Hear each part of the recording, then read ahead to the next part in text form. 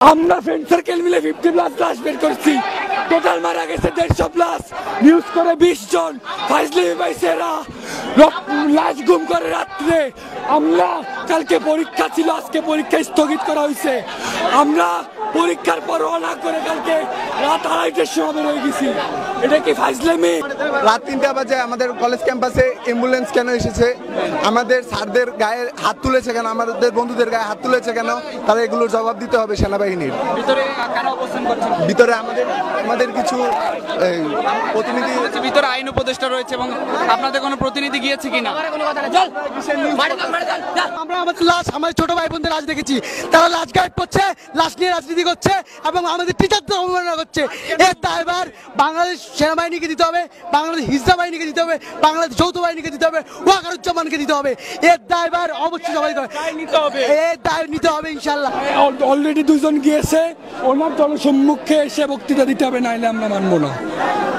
It's loud and it's clear. গতকালকের ঘটনায় যদি জনসম্মুখে এসে এখানে বক্তব্য দিতে হবে আইন উপদেষ্টাকে, সে বিষয়টি তারা ক্লিয়ারভাবে এখানে বক্তব্য চাচ্ছেন। যতদূর জানতে পেরেছি এখন ভিতরে আছেন, কিন্তু এখন পর্যন্ত কিছু জানা যায়নি। কালকে রাতে আমরা যেটা ফেস করেছি তার জন্য আমরা মোটেও প্রস্তুত ছিলাম না। কালকে রাতে অনেক ধরনের ঘটনা ঘটে এবং এর পরিপ্রেক্ষিতে আমরা প্রতিটি রক্তের বিন্দুর জন্য আমরা এখন আমাদের আন্দোলনগুলো করছি, যাতে বিমান বাহিনী তাদের সকল এইসব পুরনো প্লেন পরিত্যাগ করবে এবং আমরা এই যে আমাদের হেনস্থা করা হয় শিক্ষার্থীদের এবং এতগুলো লাশের খবর, যে এতগুলো লাশের খবর যে ধামাচাপা দেওয়া হচ্ছে, সেই বিষয়ে আমরা আরও বিস্তারিত জানতে চাই এবং এগুলো প্রতিটি বিষয় আমাদের সঠিকভাবে সঠিক তথ্য দিয়ে আমাদের জানাতে হবে। এই দাবি নিয়ে আমরা এখন উপস্থিত হয়েছি। কিন্তু 6টার পরে রাত 1টার দিকে কেন আবার অ্যাম্বুলেন্স আসলো, আবার কেন এখানে আবার দেখা হলো?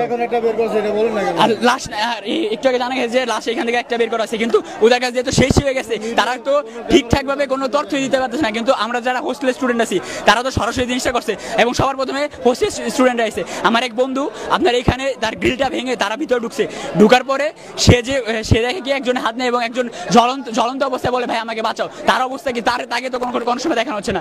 এছাড়াও তারা করতেছে কি এই লাশের যে সঠিক সংখ্যাটা এটাও তারা মিডিয়া থেকে হাইড করতেছে।